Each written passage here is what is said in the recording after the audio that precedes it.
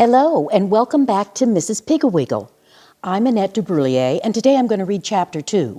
If you didn't hear me read Chapter 1, go back and find that video, and then come back and listen to Chapter 2. Chapter 2 is entitled, The Won't Pick Up Toys Cure. Hubert was a very lucky little boy whose grandfather always sent him wonderful toys for Christmas.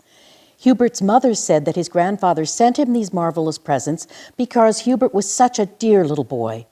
His father said it was because he wanted to make up for the awful name they had wished on him. Hubert was named for his grandfather. His full name was Hubert Egbert Prentice. Hubert liked the presents his grandfather sent him, but who wouldn't?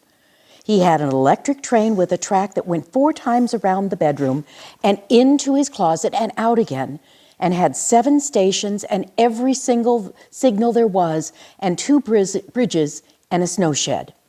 He also had a little builder set so large that he could build regular office buildings, and a great big wagon full of stone blocks made into shapes so that he could build big stone bridges for his electric train, and some buildings and even stone barracks for his 1,500 toy soldiers.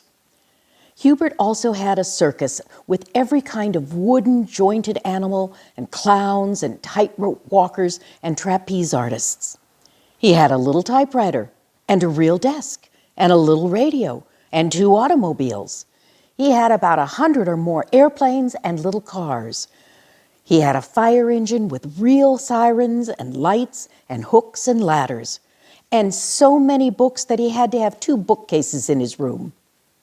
Hubert liked all of the toys, and he was moderately generous about letting other children play with him, but he never put anything away. When his mother made his bed, she had to pick her way around and in and out and over the electric train and track. She had to take circus performers off the bureau and the bedposts.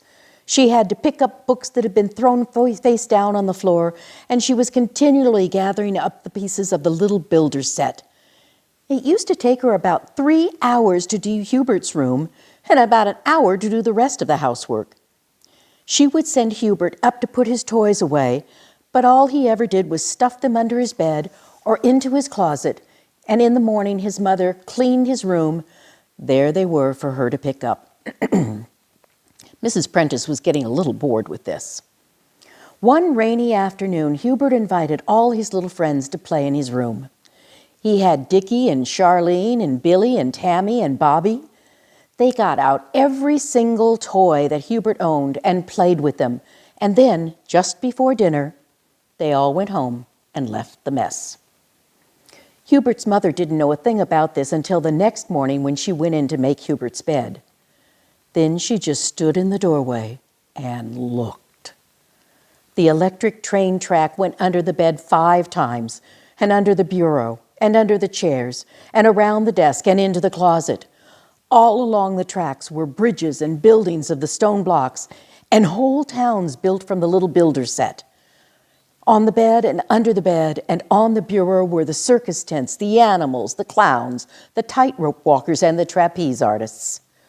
The floor was littered with books and little automobiles and airplanes and painting sets and chemical sets and wood-burning sets and crayons and coloring books and the little typewriter and the printing set and teddy bears and balls and jacks and parcheesi games and jigsaw puzzles and soldiers and soldiers and soldiers.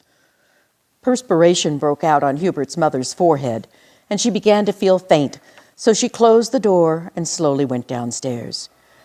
She drank a glass of water and then telephoned her friend, Mrs. Baggs.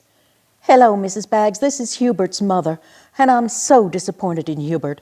He has such lovely toys. His grandfather sends them every Christmas, you know, but he does not take care of them at all. He just leaves them all over his room for me to pick up every morning." Mrs. Baggs said, "Well, I'm sorry, Mrs. Prentice, but I can't help you because, you see, I think it's too late." "Why, it's only 9:30, said Hubert's mother. "Oh, I mean, late in life," said Mrs. Baggs. "You see, we started Emerald picking up her toys when she was 6 months old. A place for everything, and everything in its place. We have always told that to Emerald. Now she is so neat that she becomes hysterical if she sees even a crumb on the floor." "Well, I certainly hope she never sees Hubert's room," Mrs. Prentice said dryly she'd probably have a fit. And then she hung up the phone. Then she called Mrs. Moorhead. "Good morning, Mrs. Moorhead," she said. "Does Gregory pick up his toys?" "Well, no, he doesn't," said Mrs. Moorhead, "but you know Gregory is rather delicate, and I feel that just playing with his toys tires him so much that personally I see that all his little friends put all his toys away before they go home." "Well, that's a splendid idea," said Hubert's mother, "but I am trying to train Hubert, not his friends." "Well, of course, Hubert is very strong and healthy, but Gregory is intelligent," said Mrs. Moorhead. "Is he?" said Mrs. Prentice crossly, because she resented this inference that her son was all brawn and no brain. "Oh, dear," squealed Mrs. Moorhead, "I think Gregory's running a temperature. I must go to him." She hung up the phone. Mrs. Prentice then called Mrs. Grapple. "Hello, Marge," she said. "How's Susan?" Mrs. Grapple said, "I've had to discipline her 7 times since breakfast, and I just heard a crash, so it's probably getting ready for another. How's Hubert?" "That's what I called about," said Mrs. Prentice. "Can you suggest a way for Hubert to want to pick up his toys? His room looks like a toy store after an earthquake." "Why don't you call Mrs. Piggle Wiggle? I've heard she's perfectly wonderful. All the children in town adore her, and she has a cure for everything. As soon as I discipline Susan, I'm going to call her myself." Hubert's mother said, "Thank you very much, Marge. That is just what I'll do. I had forgotten about Mrs. Piggle Wiggle, but I just know she can help me." So she called Mrs. Piggle Wiggle and said, "Mrs. Piggle Wiggle, I hate to bother you, but you seem to know what to do about children, and I confess that I don't know what to do to make Hubert put his toys away." Mrs. Piggle Wiggle said, "Hubert is a sweet little boy with all the wonderful toys that his grandfather sends him. Isn't that he?" Mrs. Prentice said, "Why, yes, but I didn't know that you knew him." "Oh, yes," said Mrs. Piggle Wiggle. "Hubert and I are old friends.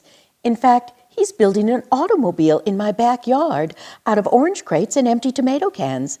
Hubert is a very good carpenter."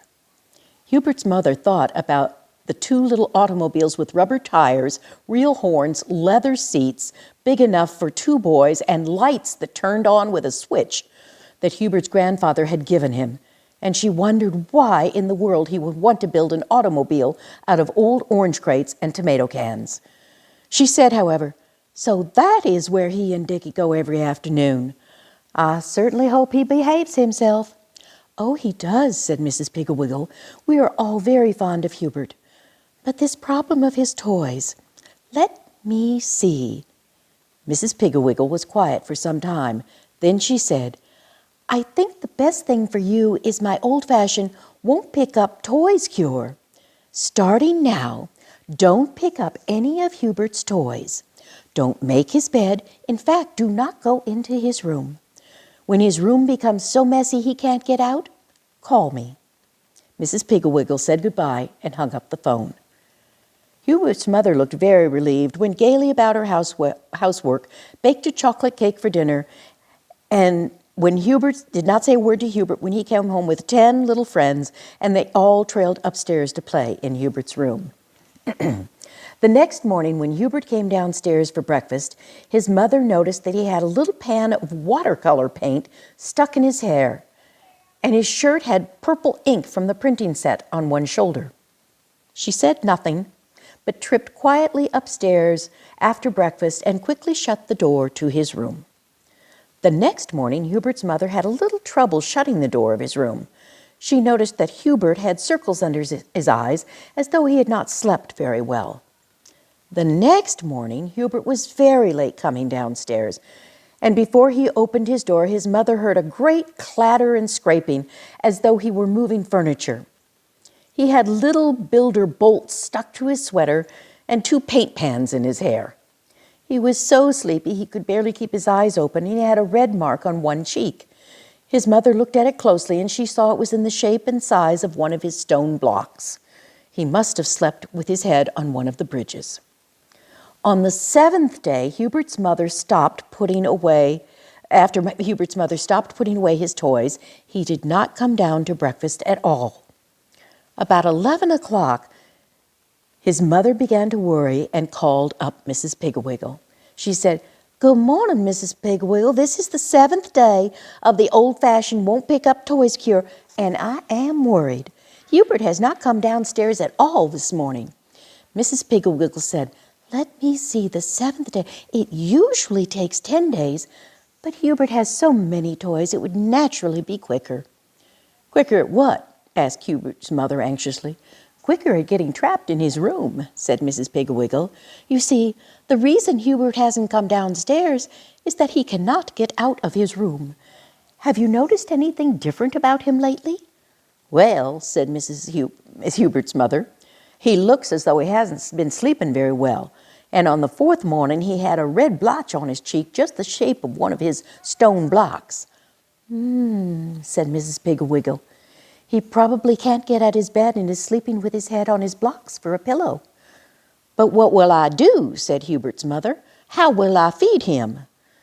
"Wait until he calls for food, then tell him to open the window, and you put a piece of rather dry bread and peanut butter on the garden rake. He will have to drink out of the hose, tie it to the rake, and poke it up to him." I need a drink of water.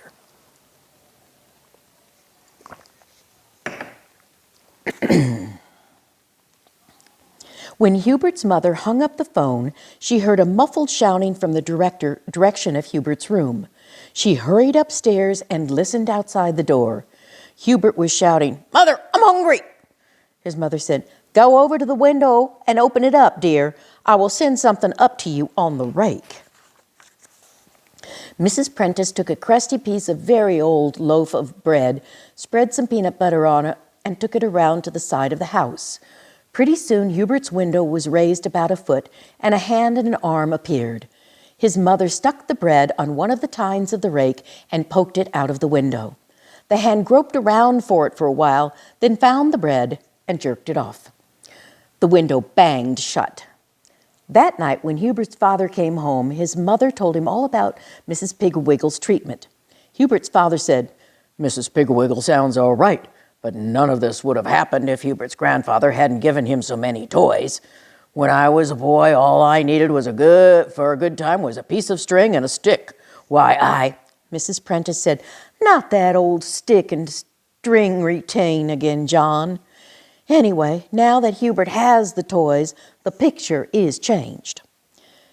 Mr. Prentice hid his face behind the evening newspaper and said, "Something smells delicious. Is it Irish stew, I hope?" "Yes, dear," said Hubert's mother, worrying about how she was going to serve Irish stew to Hubert on a rake. She finally put a potato on one prong, a carrot on another, and an onion on another, and pieces of meat on the last 3.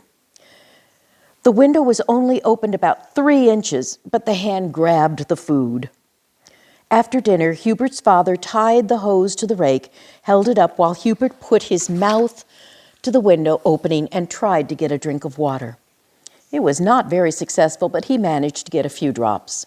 Mrs. Prentice was worried. The next morning she knocked on Hubert's door and said, "Hubert, what are you doing in there?" Hubert said, "I've got a bear pen made out of the bureau drawers, and my bed's the mother bear's house, and my train runs under my bed 13 times now." "Hubert, dear, don't you think you should try and come out soon?" said his mother. Hubert said, "I don't want to come out. I like it in here. All my toys are out, and I can play with them any old time I want. This is fun."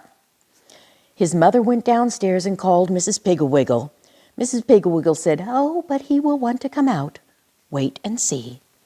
That afternoon, about 2 o'clock, there was music on the street and children's voices laughing and calling, and pretty soon, right past Hubert's house, marched Mrs. Piggle Wiggle and all the children, right behind them came the circus parade. Hubert managed, by putting one foot in a bureau drawer and the other on a freight car of his train set, to get up to the window and look out. He waved to Mrs. Piggle Wiggle and she called, "Hurry, hurry, Hubert. We are going to march all over the town, and then we are all going to the circus." Hubert turned around quickly with the idea of going to the door and joining the fun, but the freight car went scooting under the bed and the bureau tipped over on him and hit him smartly on the shins. Hubert began to cry and to try and kick his way to the door. But everything he kicked seemed to kick back. He kicked at the little builder office building, and it fell over and clouded him on the back of the head. He kicked a book and it hit a lamp, which fell and knocked a heavy wooden elephant off the bedpost onto Herbert's shoulder. He could hear the music of the circus parade growing fainter and fainter, and so he bawled louder and louder. Then he heard a tapping at the window. He crawled over and reached out. It was a rake with a note on it. He took the note and opened it up. It said, "The only way you can get out of that trap is to put everything away where it belongs. If you hurry, we will wait for you. Your friend, Mrs. Piggle Wiggle." Hubert began by finding the little builder's box. He took down an office building and put each piece in its right place. Then he put away the stone blocks, then the train tracks, then the circus, the soldiers, the paint set, the chemical set, the printing set, the books, the fire engines, the automobiles. He played little games pretending that he was racing someone to see who could find the most parts of a game the quickest. He had to take off the bedclothes and shake them in order to find the soldiers and the circus, and then he thought, well, as long as the bedclothes were off, he might as well go ahead and make the bed. It was so lumpy when he finished, he thought he had left some airplanes in it, took the covers off again and shook them. He made the bed again, and this time it was neat and smooth. Hubert was proud. He was under the desk finding the last piece of Little Builder when he heard the music again. He put the piece in the box, put the box in the closet, and tore down the stairs and out the front door. There came Mrs. Piggle Wiggle and all the children and the circus. Hubert ran out to meet them. Nobody said anything about a pan of orange paint stuck in his hair or the word XYPGUN printed on his cheek in purple ink. Away they went down the street, Hubert carrying the flag and yelling the loudest. That's the end of Chapter 2. Join me tomorrow and we'll do Chapter 3. Bye.